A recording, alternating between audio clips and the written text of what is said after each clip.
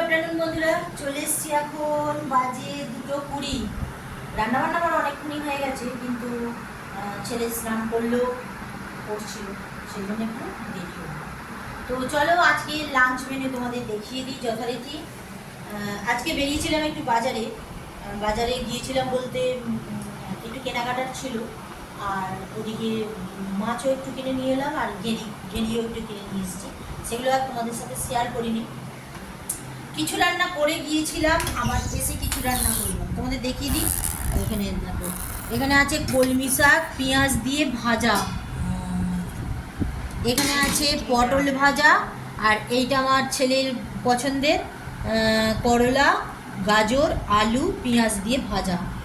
আর এইটা মুড়ির তরকারি করেছিলাম, আলুর তরকারি, সেটা রেখে দিয়েছি একটু সন্ধেবেলা খাওয়া হবে বলে। আর এখানে আছে জেলি, আমার মায়ের করা জেলি। আর এখানে আছে মাছের তরকারি, 4টে মাছ করেছি। হাজব্যান্ড বললো রাত্রে খাবে, সেই জন্য 4টে মাছ করেছি।